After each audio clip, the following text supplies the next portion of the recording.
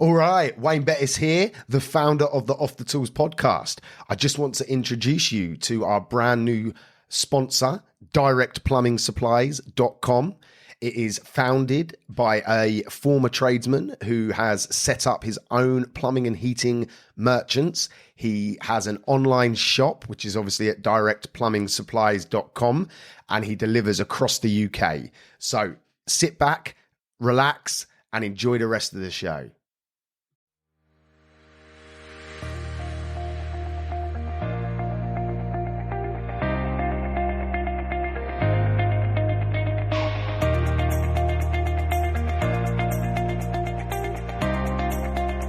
Welcome to this episode of Off the Tools. Today we have an exciting guest for you. I'm sure you're going to really enjoy this episode. So today we are with Kevin Byrne, the founder of Checkatrade. Hello Wayne, how are you? Hi Kevin, thank you very much for taking the time to speak with us. It's much appreciated. How is everything at the moment? How is everything? Well, it's a big change for me, isn't it? I sold Checkatrade almost a year ago today. And the big changes in my life. Very mixed feelings still about that decision, but hey-ho. Hey, we'll dig a little bit deeper on that a little bit later in the episode, hopefully. So my first question for you, Kevin, is can we just get a little bit of background on you? Sort of, where did you grow up? How was your childhood? And how sure. you got started? I was brought up in the forces. My dad was in the RAF, and I've got siblings, but they're a lot older than me. It's 9, 10, and 12 years older. So it was a strange childhood, because being in the forces, you get posted to one country, then to another country, and to another country. So my schooling was very, very disjointed. I was overweight. I had bright red hair. And I had a terrible stammer as well. So combine that from going from school to school. I was always the new boy. So I got to a stage really in my early life where there was no point making friends because I'm just going to be in another school in 6 months. So I had quite an introverted life. And my dad retired from the forces when I was about 11, 12. Sadly, he passed away when I was 20. And my first job was working in the art room of a newspaper. Back then, they were called finished artists. Today, they're more likely to be called graphic designers. But I had a couple of years working in that environment, and then one of my elder brothers said, "Kev, why don't you come to London and work for me? You can freelance." So I puckered up the energy and the confidence, which I didn't have much of. And I went to London for 2 years and absolutely hated it. I just really did not like the environment. And was that the city life, the hustle and bustle of everything? Well, I was very introverted, so I didn't have any friends up there, and I was sharing a flat above a shop on Belmont Circle near Acton. Right. I was sharing it with three girls, and the friends I did have used to rib me about that. But to be honest, that was dreadful. Could never use the bathroom. They all smoked. They were all a mess, and it was one of the worst 2 years of my life living up in London. Sadly, at that point, my dad was terminally ill, so I moved back down to the south coast where my mum was, and helped my mum ferry my dad back and forth to hospital. And then he died a few months later. So from there, I got a job working in a litho printers in Chelsea, which is where I started Checkatrade. And I worked there for a full 12 years, long stint of my life. From there, my wife and I, we're both committed Christians. We decided that we would like to start a church. Wow. So we got trained for that. And at the end of the training, we got really cold feet and decided that wasn't for us. So, was that something that was instilled from a young age, or is that something as an adult that you embraced? No. Sadly, my first marriage didn't work out when I was in my early 20s, and I questioned life massively at that point. And it was that point that I found God, and He's been in my life ever since. Wow. Interesting. But when that wasn't for me, it's like, well, what am I going to do? Because I've given up my job, I've got no income, so I started a window cleaning round, and I started cleaning carpets, etc. And what age was you at this point when you started the carpets and windows? How old was I? Probably round about 24 when I started doing it on a very small basis. I borrowed 250 quid off my mum, and I paid that back. But I was working weekends and evenings. But when we went through the training to be church leaders, and we decided we didn't want to do it, at that point I had to make it more of a full-time job.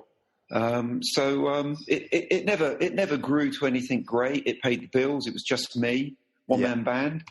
So, and I think that was really, really good for me, because at that point I understood what it was to be self-employed, and I gained the mentality of a tradesman. Some people might start shouting at their say, "You're not a tradesman if you're a carpet cleaner."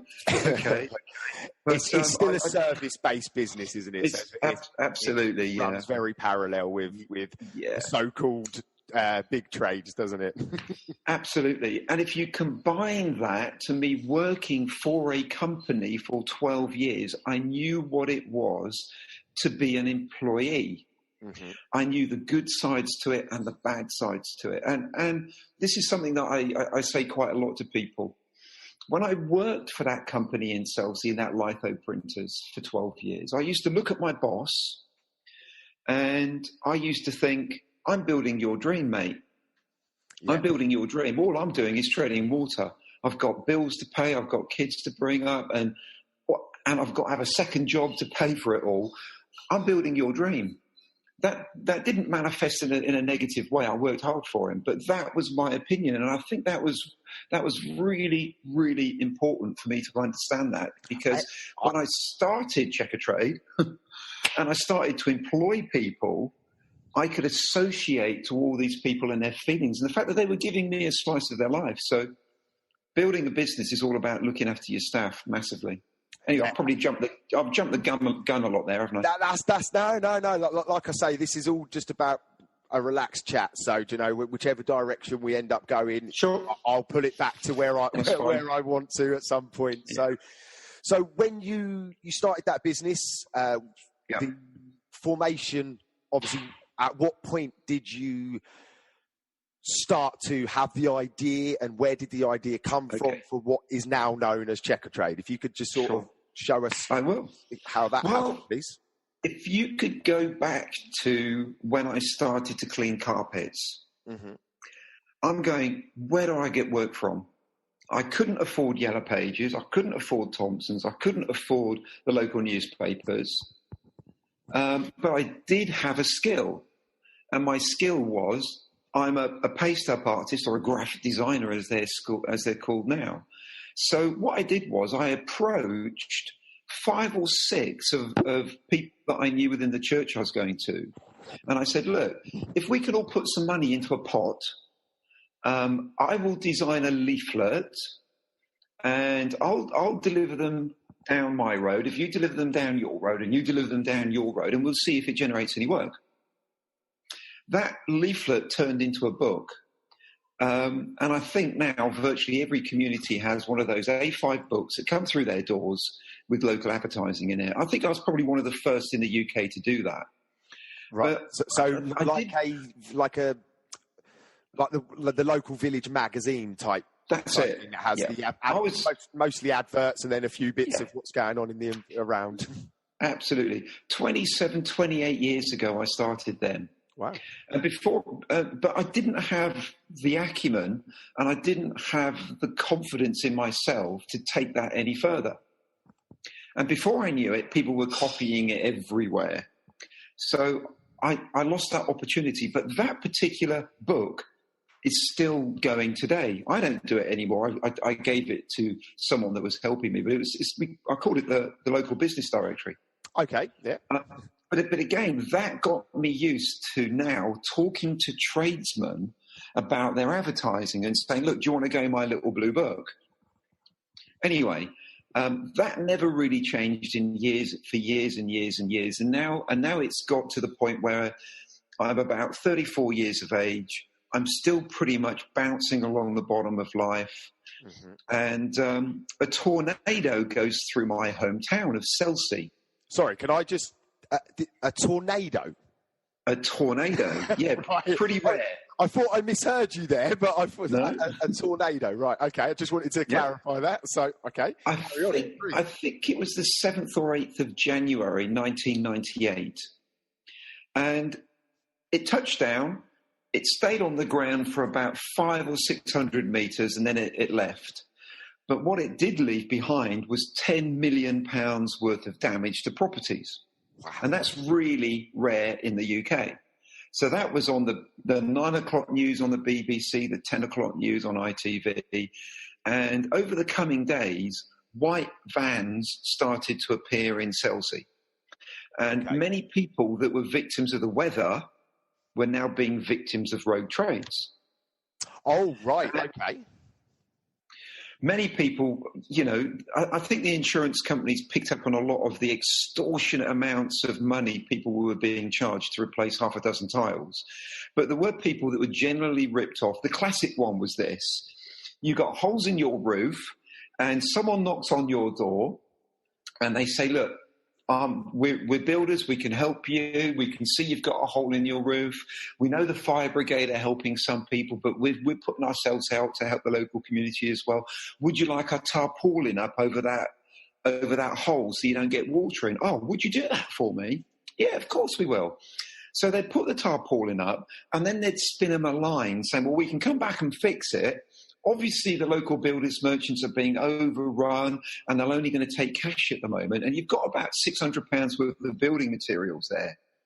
So people were passing over cash for building materials, never to be seen again. So not even doing a bad job, just not doing it. Not doing it, yeah. Just frauding people, unbelievable. Yeah, and of course there was bad jobs as well. But and it wasn't a light bulb moment for me. But combine that with this, in the last 2 years of my dad's life, he was a trading standards officer. And he used to come home and tell me all these stories about trades and what they've done, et cetera, and I was just gobsmacked. But it really became very, very clear to me after this tornado and the local stories. And this is what got me. I started to think, do you know what? I can go into a local Sainsbury's and I can walk out with a bottle of wine. If I don't pay for that bottle of wine, I could be arrested and be prosecuted. And yet, a tradesman can go into someone's house, take thousands of pounds off them, leave their property in a mess and get away with it. And I couldn't get my head around that. So tentatively, I started to call the local authorities. Do you have a solution to this? No, we don't. I looked at the guilds and the federations, and basically they hadn't changed for decades, and they still haven't. And I couldn't see an answer to the rogue trade issue. So I started to think, well, who is it that calls the trades? And at that particular point in time, 9 out of 10 people that called a tradesman was a woman. That's not the figure today, but that's what it was 20 years ago. So I thought, well, maybe I can get recommendations off local women about tradesmen, and I can pass those recommendations off to other women, local women that are in households. Yeah. So I can remember my very first call. It was to a guy called Bill Lander. He was a fencer, and he was advertising in my little blue book. And I explained it to him, and I said, "Look, I've got this idea. I need to see your insurance, and if you've got any qualifications, and that would be really good to see those as well. And if you've got any written letters from happy customers, I'll take those as references." So I went to see Bill and I said, look, I'm going to print 20,000 directories and I'm going to post them locally. Do you want to be in it? And I'm going to post these through people's doors every 3 months. And he says, yeah, Kev, I'll give that a go. So, wow. I got my first yes. Excellent. All I've got to do now is get about another 25 and I'll have enough money to put my first book together. But I didn't have a bean in my pocket, literally. And once I'd got through the people I knew, that was the easy bit. Now I'm cold calling people I'd never spoke to before. Oh, man. And not just any people. I'll tell you what, talk about rejection and tough tradesmen, and people are saying you'll never get that off the ground. Oh, when you have got it off the ground, come and give me a ring. I said, well, I can't get it off the ground if you don't trust me and give me a go. Yeah. And it was really, really tough. And was that just but that's how it started. Was that the people that you were trying to sell it to, or was that your friends and family as well putting that sort of pressure that it was too big of a challenge? Just a bit. Well, I know I'm jumping the gun a little bit, but about 6 years later, a long period of time, a lot happened in that time. I got in trouble with my taxes because I didn't understand how it worked. I got in trouble with the Inland Revenue for VAT because we changed from cash to accrual, and I didn't understand how that worked. Man, it was a massive, massive learning curve. But after about, I think it was about 7 years, one of my best mates came to me and he said, Kev, can I speak into your life? And I said, yeah. He says, okay, you're giving me permission to say whatever I want. I said, yeah, I trust you. Kev, you're flogging a dead horse. Your wife's unhappy. Your kids are unhappy. You don't have a holiday and you've got no money and it's not growing. Get a proper job. Wow. And that, I nearly gave it up.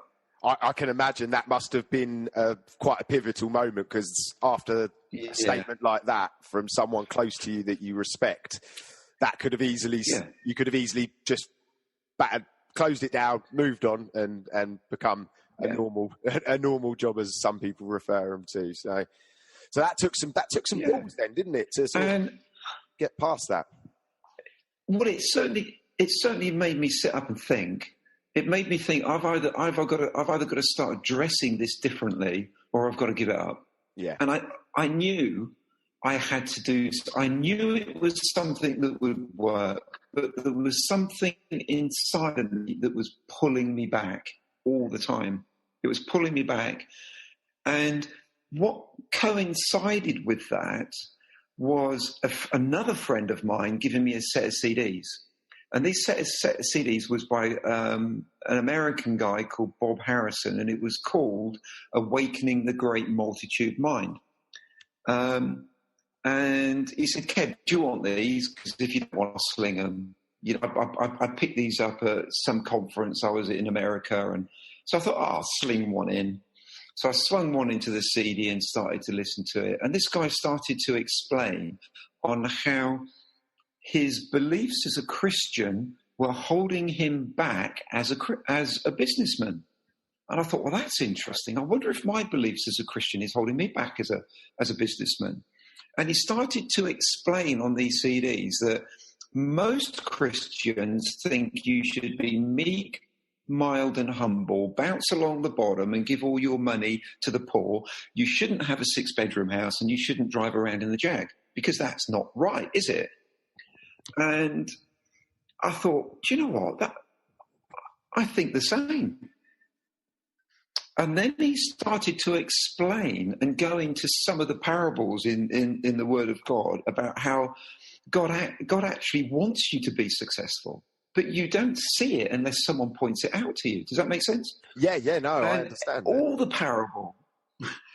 the parables are about being successful and having more than enough. Just very, very quickly, because I don't want to preach to people, but very simply, most people know the parable of the Good Samaritan. Yeah. There's a guy beaten up on the side of the road and someone helps him.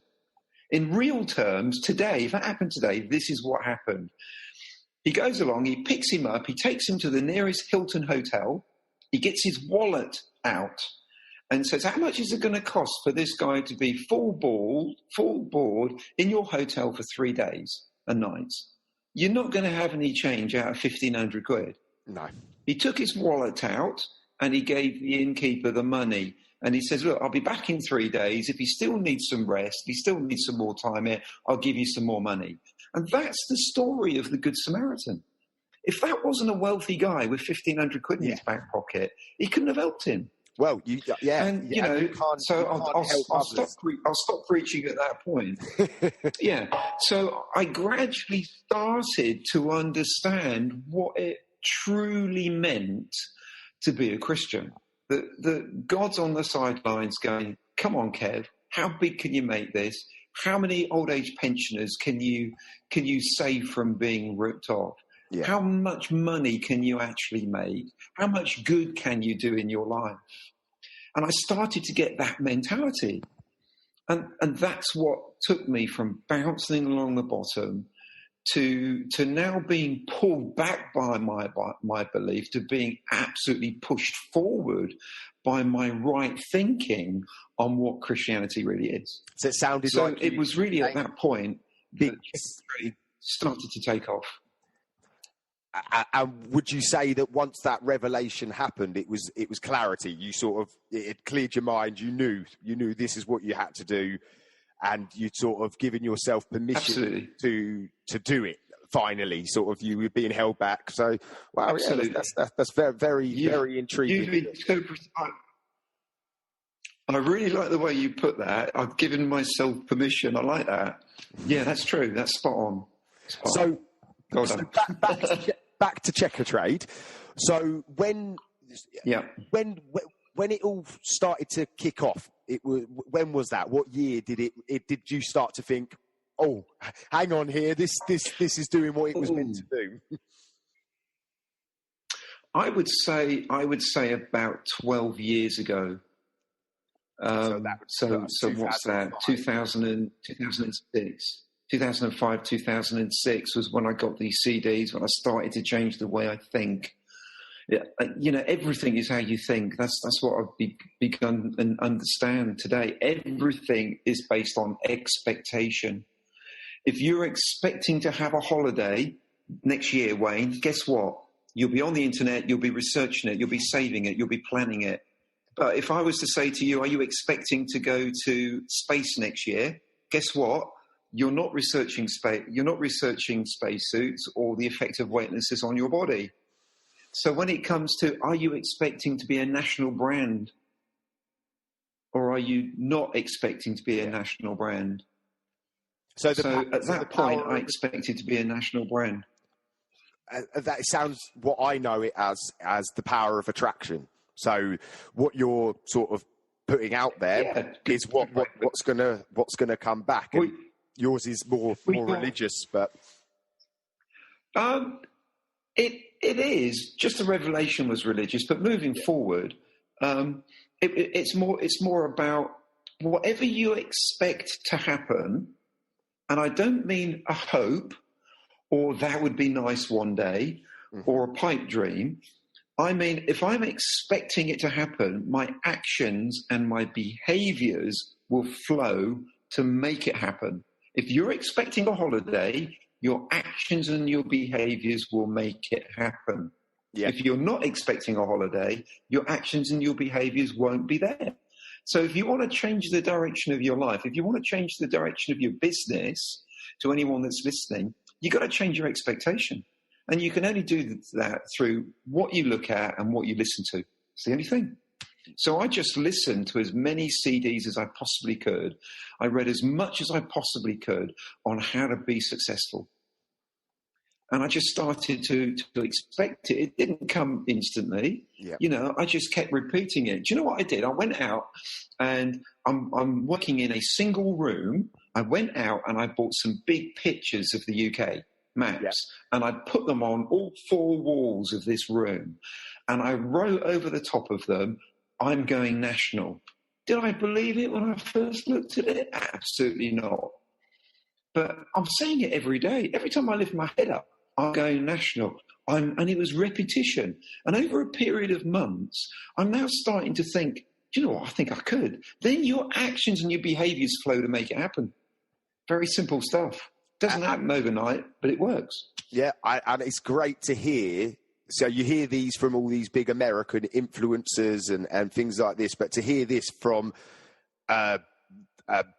effectively a carpet cleaner, a rags to riches British businessman that has gone from the very bottom. Do you know, carpet cleaning is one of the lower end jobs that you could probably get in the country, and to then go on to the success that you've achieved so far in your life it's reassuring, because we're involved with a lot of communities that we promote within the communities about self-education, self-development, learning, setting goals and targets, and sort of embedding yourself in what you want to achieve. Because if you don't have any direction, you're never going to end up anywhere. So to hear this from you, Kevin, is really good. I'm glad you mentioned that. Thank you.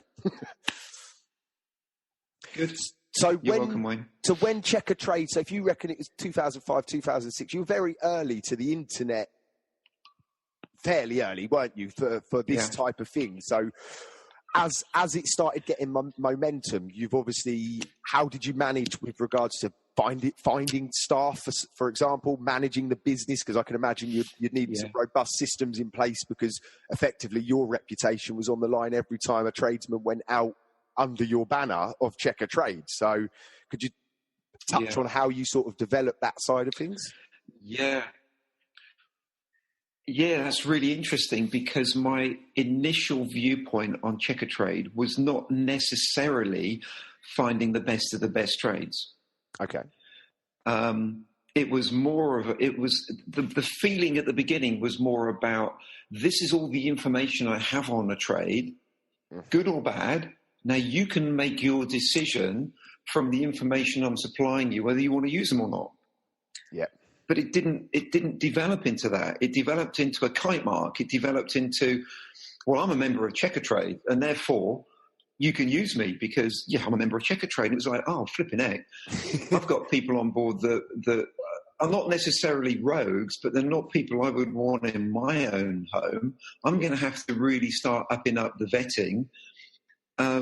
So, it wasn't an immediate thing, but over the years that went by, and this was something I think I failed on. I failed on passing this information to consumers. But when I sold the company, we had 18 considerations before a trade could come on board. And out of those 18 considerations, 13 of those were actual checks. And there is still social media out there. There's still trades out there that will say, it's easy to join Checkatrade. You just sign up, they take your money and you're on. I'm sorry, but that's bollocks. It always has been. I don't know why the trades say that, because if they'd been through the process of joining, they'd know.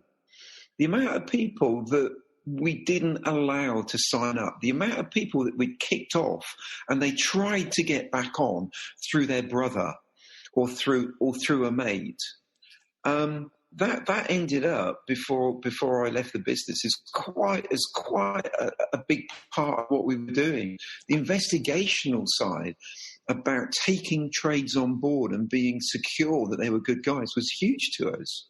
We had two teams of vetting. One that would continually vet our existing members, and a whole team that would vet the new trades coming on board. And it was a big part of what we do, but I don't think I ever got that message across to the consumers.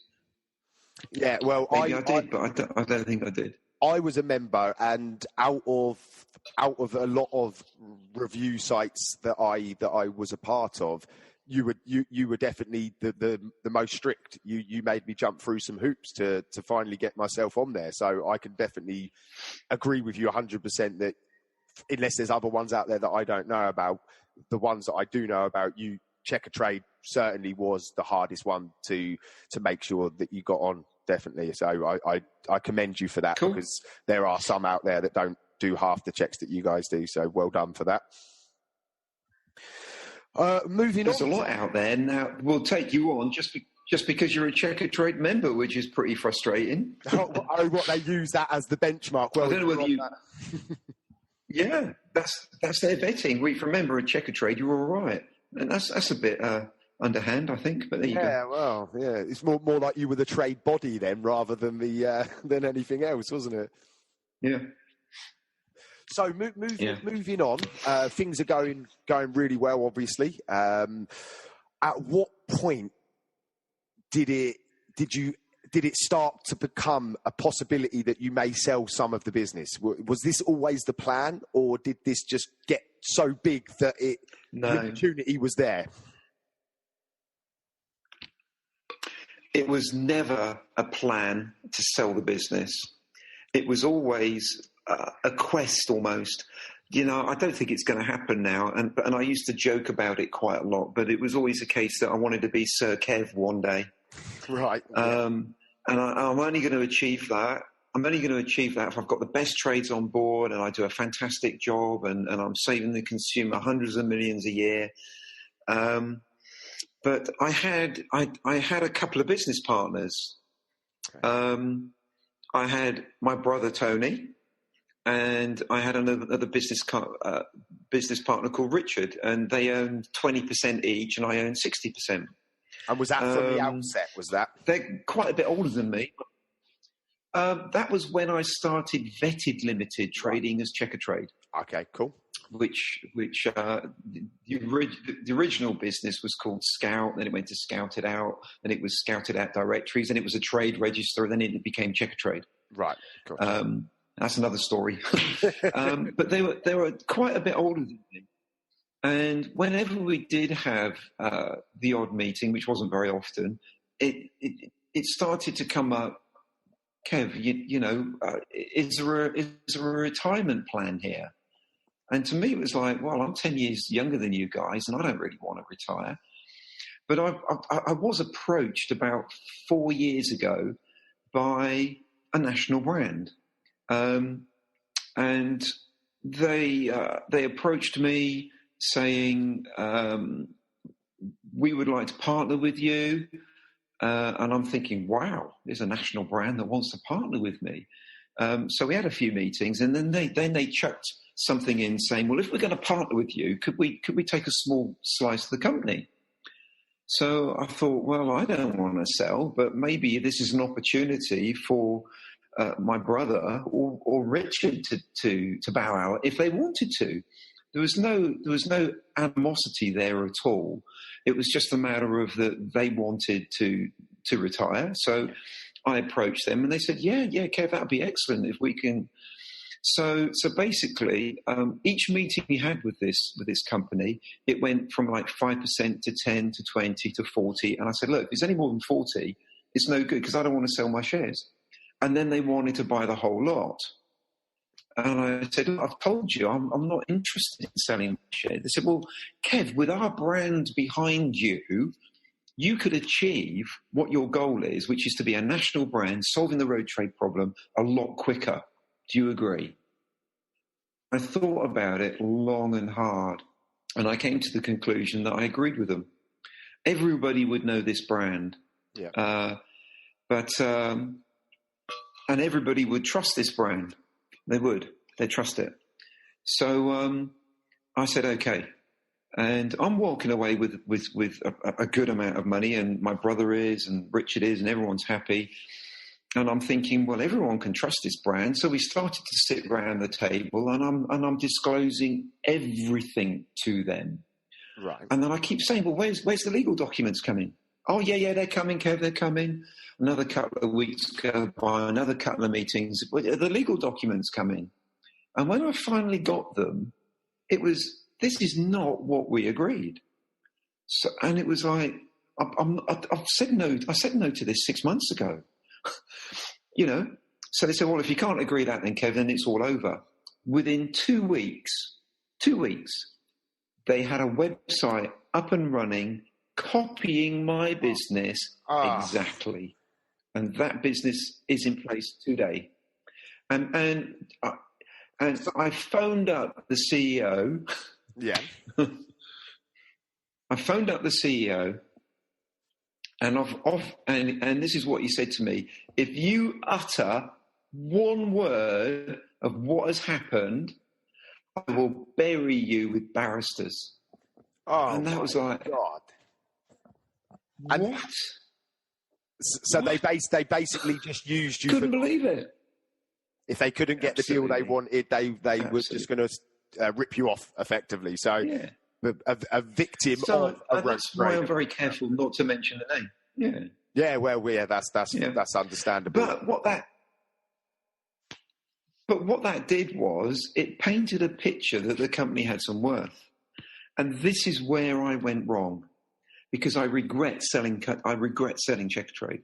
This is where I went wrong. And this is a fault that I've got. You could call it's a positive side to someone's character, but it's also detrimental to someone's character. I always put other people before me.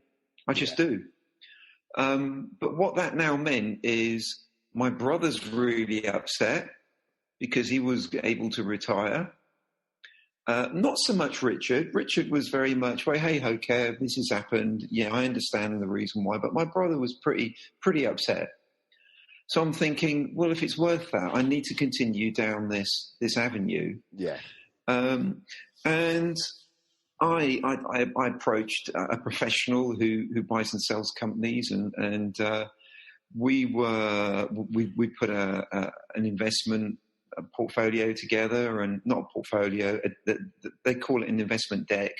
And we started to approach various people, and more offers started to be put on the table. But this is what I always had. There was various things that had to happen. The first one was, you got to look after my team. You've got to put something in writing that protects my team in Chelsea. The second one was, I really want you to stay in Chelsea. And the third thing was the culture of the business, how we vet trades, how we look after the consumers has to become paramount. And many of these companies just wouldn't do it. Their lawyers would say, no, we can't include that into this and into this. And then finally, I had an American company that approached me, and they said they would agree to all of those things. Okay. And I was going to retain a percentage of the company. And then right at the last minute, there's a couple of things to sort out. And one was keeping the company in Chelsea and looking after the team. And we'd been doing due diligence and writing all the legal side of this for months. And they turned around and they said, we can't put that in. And I said, you're joking. We agreed this right at the beginning. We know, Kev, but our lawyers are just saying we can't do it. We can't. And I'm saying, well, okay, it's finished then. And I walked away from a considerable amount of money. I said no. This was Euro lottery money. Wow. And I said no to it. And I consulted my wife, of course, my family. And I said, look, we're turning down huge amounts of money here, but they won't look after the team. So I turned them down. I got the CEO of the entire group from America called me up, and he said, I can't believe you turned down that amount of money. Your company's not worth that much. And I said, well, you won't look after my team. Anyway. So, that was that. I think you should take great pride in that. Because there's far too... Yeah, well, at that... Absolutely. But at that point, I'd made the decision that I wasn't going to sell. Yeah. And then almost immediately, I had a call from HomeServe saying, can we meet up with you? And I thought, oh, no, this is someone else that just wants my database, because that's all I ever got. Just another corporation that wants my database. And anyway... I said no, I'm too busy, and then I got another call from them, and this is quite funny. This next bit, the PA that was calling me was saying, "Well, we need to land a helicopter," and I genuinely believed she was joking, right? Genuinely, and I said, "Well, you can land in my back garden, but mind my shed because it's new." Anyway, she came back to me. She said, well, we've looked on Google Earth and it's not big enough for a helicopter. And I thought, oh, okay. They weren't joking. Anyway, the CEO of HomeServe met me and spoke to me, and he said, look, I'm interested in buying your company. I said, look, I'm just really not interested. Anyway, I spoke to the guy that had been helping me pull together all the information to sell the company. And he said, Kev, why don't you just put 4 or 5 things to them and just be highlined and say, if there's a no to any of these, you're not interested. So I did.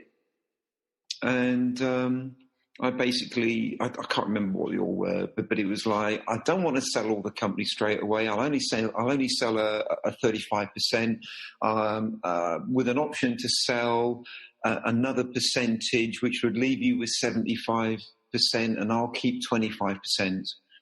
And all of that will happen over a 3 or 4 year period.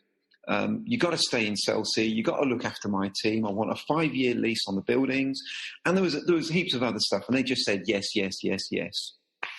And it was like, oh, okay.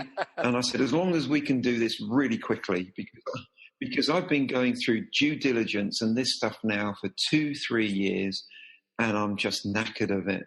Yeah. And anyway, they said yes. And so that first stage of the sale, 35% of my company, happened really quickly.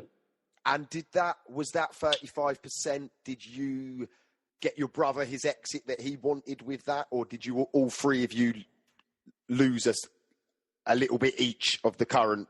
Do you see what I mean? No. Prior to that, Richard decided that he would exit the business. Okay. So he had already exited the business by that point. And my brother Tony, I had a personal arrangement with him. So he managed to get the money that he wanted out of the business as well. Ah. Basically, that left me with 100% of the business, of which I sold 35% straight to HomeServe. So. And all happened of after that was sorted out, yeah. So once you'd sold, well, that's when it. Yeah, well, once it sold, it did get tricky. This was a very large corporate who had never bought a minority stake in a company before. They'd only ever bought all the company. And they had the option 2.5 years later to buy another wad of the company, no matter what happened. So regardless of what was going to happen, they had the opportunity to buy the 75% stake. Okay. And they were a different culture to me. I'm very much family-based, look after people. This is very much... This is a big part of the future of their company, and they need to invest things. They need things to run a lot quicker. They need to do things differently. And I found that environment really tricky to cope with. And again, I'm getting incredibly stressed out about the situation that's around me, and speaking to my wife and speaking to advisors, speaking to friends. They just basically said, Kev, in 2 years anyway, they're going to take the company. Yeah. Do you really need the stress? Do you really need the hassle of what you're going through now? Because you might be dead in 2 years, the way you're going. So, conversations were had with them, and we agreed literally in a 2-week period that they would buy all of the remaining shares. Right. I did think very strongly about keeping 25% of the company, but a lot of people were saying to me, Kev, if you do keep 25% of the company and they take the company in a direction you don't agree with, how are you going to feel? Yeah. And I agreed with them after a lot of soul searching. So on that, I'm going to touch a bit of a. I don't know if it's a sore subject for yourself, but as this was all unfolding, I don't know how active you was and whether you was aware of the social media communities that were growing on Facebook. Yeah, I was very aware. So we were starting to, as an industry, I'm mainly focused on plumbing and heating engineers. So within that scene, it was starting to, there was murmurs that when you sold the first percentage, it was a bit of a, oh gosh, there's a big corporate company sort of coming in, and what's going to happen? And then the shit hit the fan. Like within the communities, once you sold the final bit, there was some big uproar. You know, myself, I looked at it as a businessman. So I tried to look at it from your perspective, and I think you did the right thing. That's just my own personal opinion. I think you built something amazing, and I hope that HomeServe proved to be able to build it into something even more amazing for both tradesmen and for the consumer. But there was a lot of discontent, and there was people threatening to leave, and it was everywhere. How was you aware that maybe there was some bad press and some bad feelings coming your way? Absolutely. One of the things that was stressed to me, and one of the things that I stressed to HomeServe, was where are trades going to go with this? The biggest opposition, I believe, was going to come from the plumbers, both the wet plumbers and the gas plumbers. Mm-hmm. And I had very, very strong commitment from HomeServe personally that they were not going to be hiving off the work from Checkatrade and keeping it themselves. Yeah. I had that personal commitment from the CEO, and I do not believe he's gone back on that. One of the reasons for them buying Checkatrade was they had a shortage of gas engineers, and they wanted to pass some of that work over to Checkatrade members. And I still believe that to be a genuine commitment. Whether they have got to a point where they're doing that now at corporate, if you're doing something corporate, it just takes forever. Yeah, I can imagine. It just takes forever. So I believe Richard Harpin has kept his word on that, and I don't believe he's got the intentions of doing that, and he still have the intentions on bringing more work to Checkatrade members. One of the things that he explained to me was we have a lot of insurance holders that would have a claim, but in order to have that claim fulfilled, they've had to remove a boiler off a wall, replace it somewhere else, but that's left where the old boiler was in a mess. And the consumer's going, well, what about that wall that's all the plaster's come off? So, well, you weren't insured for that. And what they wanted to do, what they were explaining to me, is that if we've got a part of Checkatrade, we'll be able to pass that type of work over to the handyman, over to the plasterers, etc., etc. Yeah. And I believed them at the time, and I still believe them today. I still believe that's what they genuinely want to do. And there was a lot of jumping to conclusions by tradesmen when this deal was done. And HomeServe made some mistakes for which they've apologized for. You know, stupidly, they had something on the Checkatrade website which was pointing people, consumers, to their services. Yeah, I saw that. And when I saw that, I went straight to Richard Harpin. I said, Richard, did you know this was on there? Oh, Kev, I didn't know that was on there. And it was removed within 24 hours. But that's corporate. You've got so many people making decisions which so many other people aren't aware of.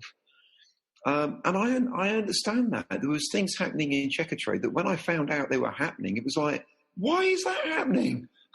Yeah. I never authorised that. And it's exactly the same for HomeServe. There was a few things happening at that point that Richard Harpin wasn't aware of. But as soon as he was made aware of it, he stopped it. Yeah.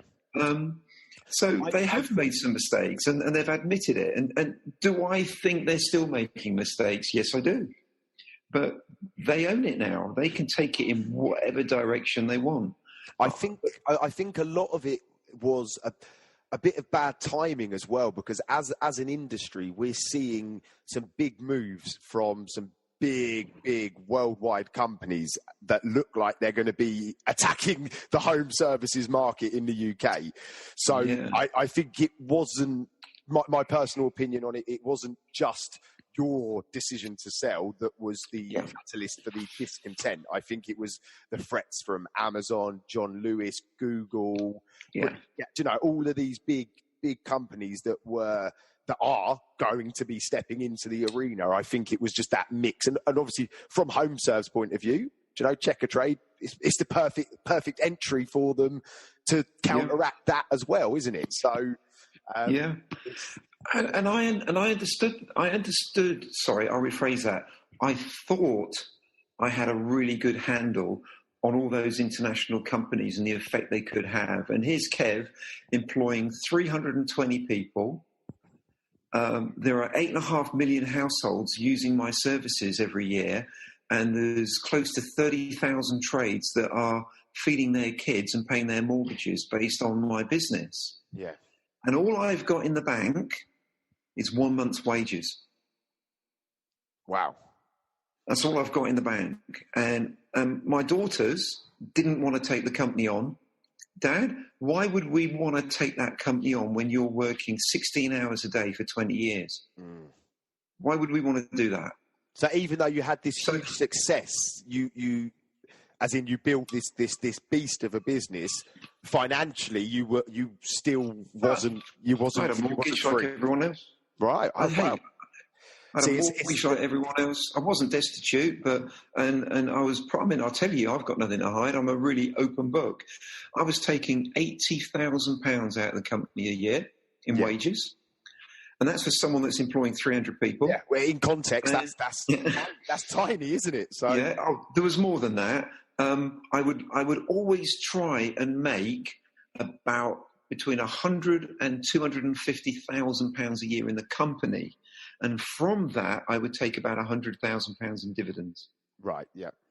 From which you got 25% tax. Yeah. So I wasn't destitute, but I wasn't, and that kind of money was only happening in the last sort of 3 years of the business. Yeah. I didn't take a penny out of the business for about 7 years. Yeah. In the early days.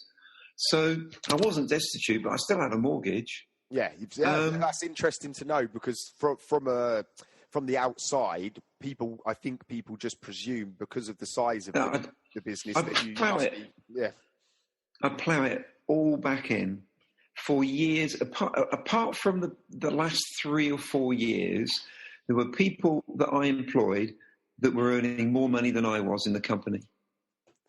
Wow. But that's just, hey, and there are people listening to this, most of them are self-employed, and they understand all of that. They get it.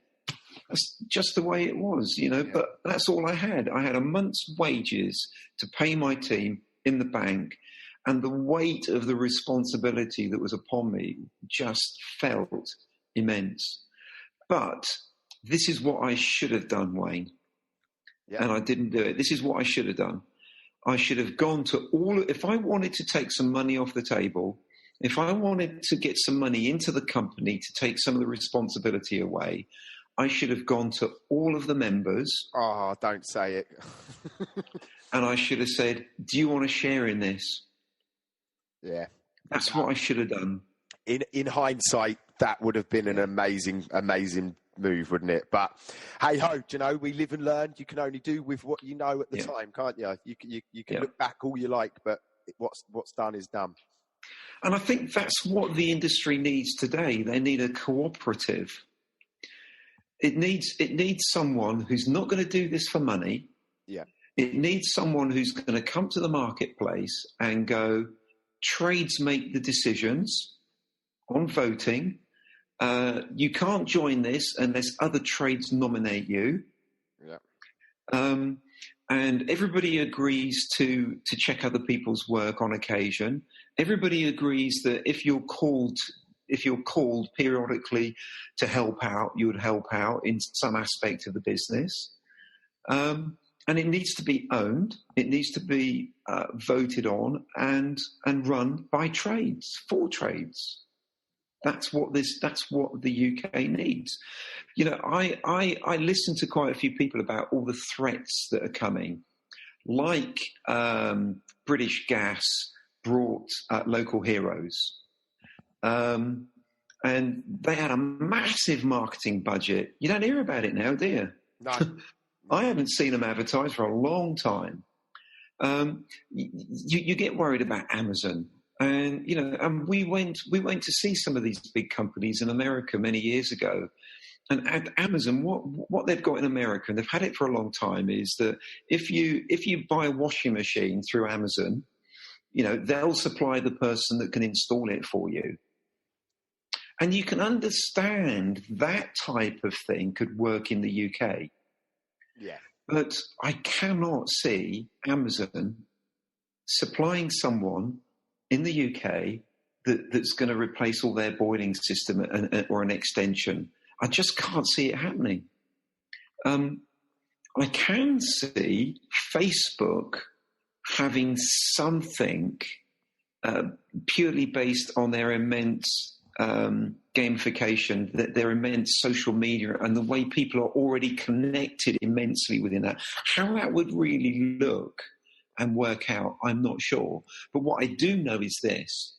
Once you start going to a tradesman saying, I want 15% of whatever you charge because I'm giving you the work, they might get a few trades that will do that, but most that are busy, they'll just go, what? Yeah. I don't want to be ripped off. I think trades are happy to pay a reasonable amount of money for a lead or for a secure job, but they don't want to be ripped off. And I think that's one of the successes of Checkatrade and where it got to when I left it. I never felt I ever ripped anyone off. And I thought it was amazing value. I really did. It was too cheap. It was. Yeah. I think it was cheap. Yeah. But I think you created the platform, and what I find is when I've looked into people that have moaned about Checkatrade, I've looked at their profiles and they've got like 50 reviews, which is good. But when there's people in the area that have got 200 reviews, it's not your service that's not giving value. They just need to up their game and get more views and make the profile more attractive.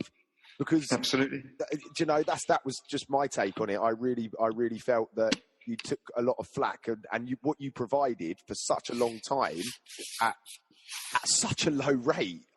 For me, it was far too cheap. I think realistically, you could probably double it and you'd still be classed as cheap. I think so.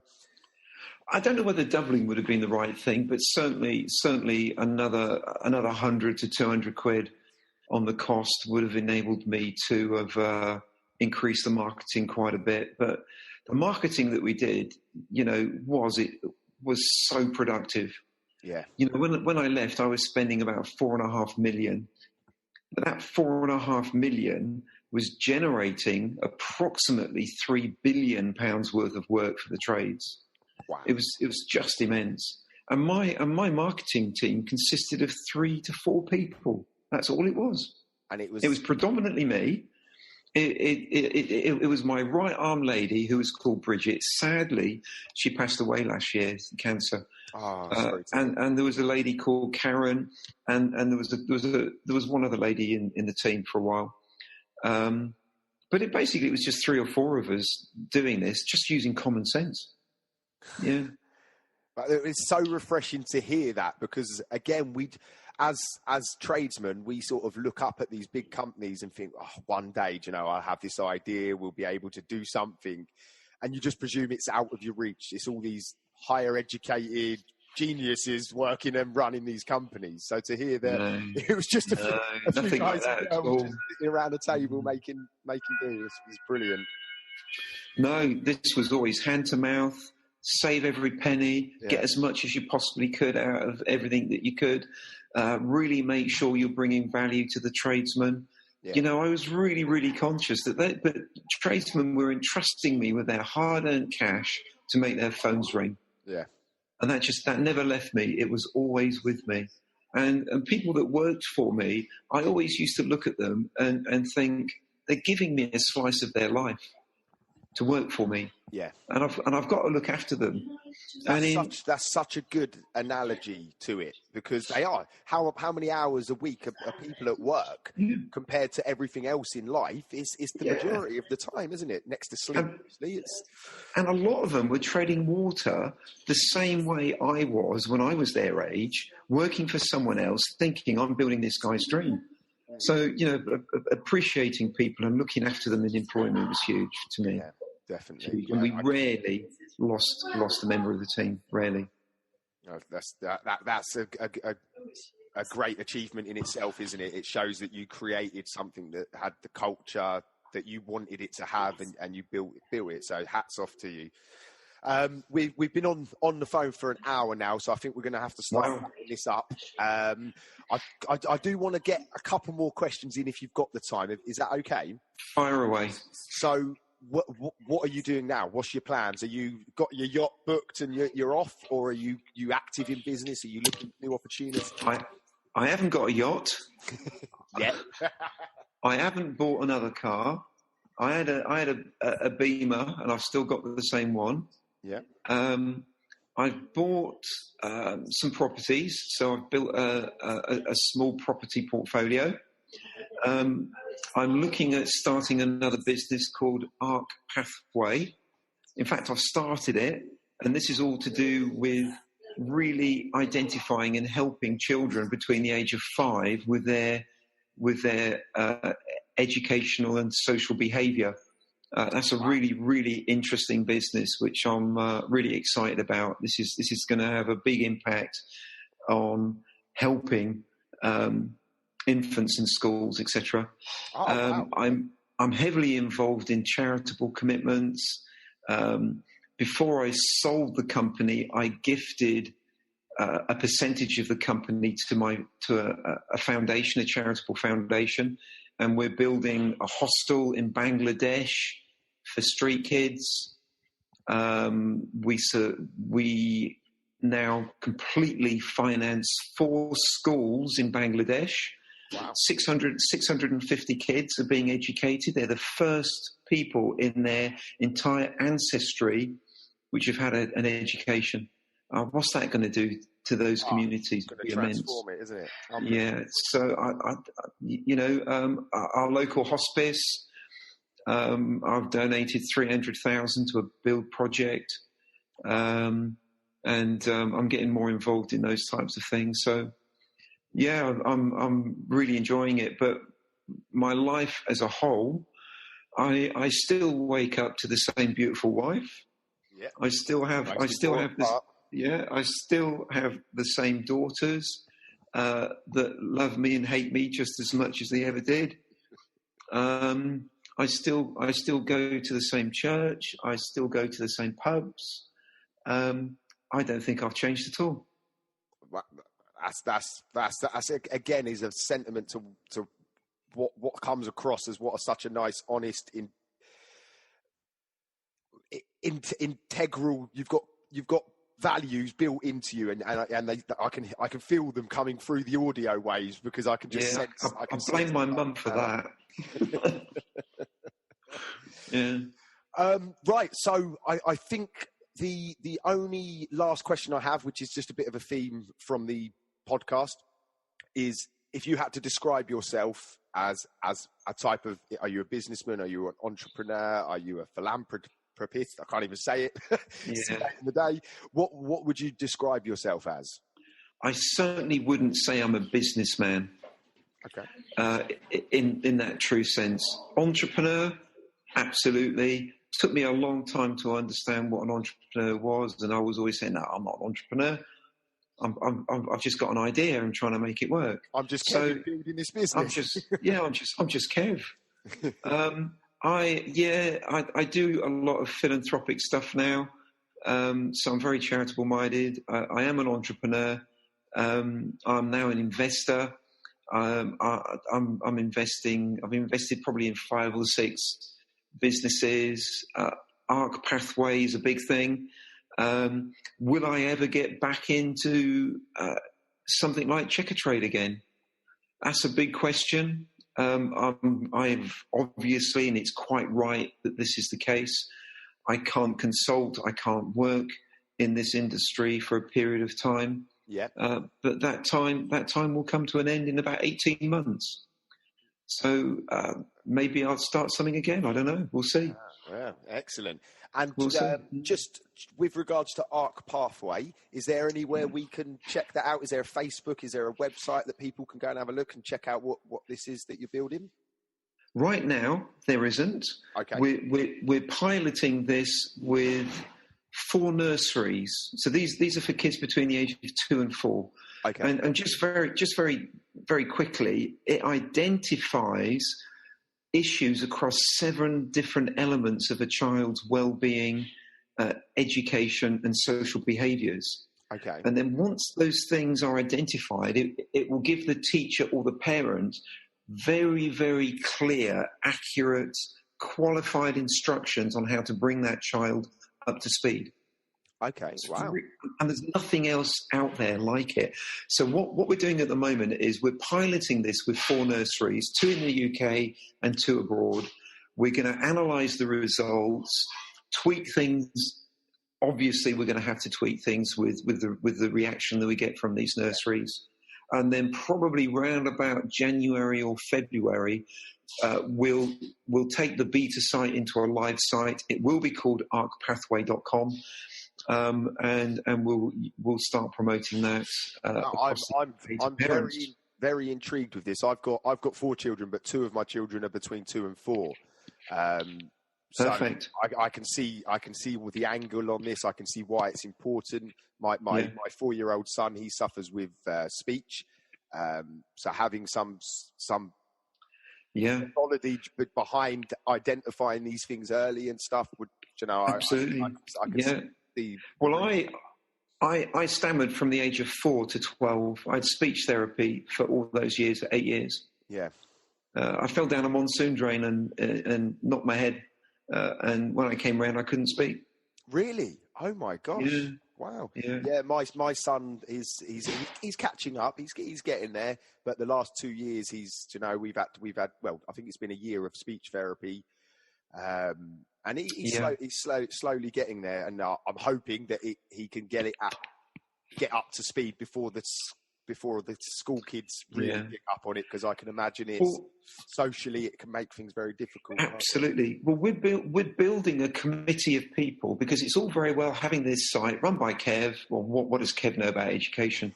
Yeah. So we're building a committee, and one of the ladies that will sit on this committee, and she's also a shareholder of Arc Pathway. She's one of the top speech therapists for children in the world. Oh, wow. But at the moment, we're inviting Ofsted to be part of this. We're inviting people from the government to be part of this. We'll have industry experts, teachers, child psychologists, all sitting on this committee to give the right information and the right advice to parents for each of the issues that a child can have. Yeah. Wow. I'm going to be following this closely. I'd love to see how this develops over time, for sure. I'm really excited about it. Yeah, it's a good thing. It's a good thing. Right. Okay. I think we're going to have to call that a day. I just want to say a massive thank you, Kevin, for taking an hour out of your day to speak to this bloke Wayne from Off the Tools. I really do appreciate it. And hopefully we'll be able to have you back on a bit further down the line, and we can see how things are going for you. It's been a pleasure. Yeah, I'd love to, Wayne. And can I just finish by saying something? Yes. For all of those trades that joined Checkatrade and supported my vision, I really hope it did well for you. I'm sorry I made the mistake of selling it. I do think it was a mistake personally for me, and I don't think I should have done that in retrospect, and I wish I hadn't done it. But I just want to thank them for supporting me and putting their trust in me. It is appreciated. I hope that sentiment is carried out to everybody, because I can certainly sense the regret, and you only had the good intentions with it all. So hopefully, as the dust settles, people will realise what you did achieve. And I, for one, hats off to you for everything you've done so far. Sure. Yeah, so that's it for the podcast.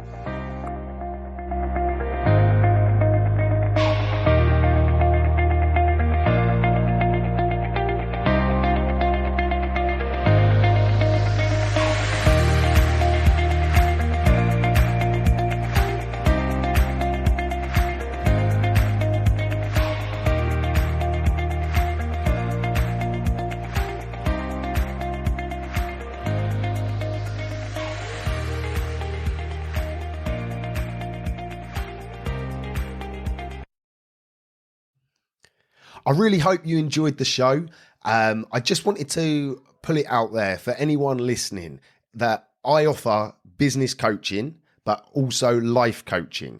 My life is centered around something called the 3Bs, which stands for body, business, and balance. When you work with me as a coach, we tackle all three aspects of life. So you as an individual, body, mindset, health, fitness, knowledge, education. Business B obviously stands for your business, improving, maximizing opportunities, elevating, making more money. And balance stands for for friends, family, loved ones, making time for everything in your life. And the 3Bs is the core element to that. If you'd like to learn more, I would ask you to reach out to me on Facebook, Instagram, TikTok, wherever you might be consuming my information. Or you can email me directly at wayne@offthetools.co.uk. I'm here waiting to assist you to elevate across all aspects of life. Have a good one. No excuses. Let's go.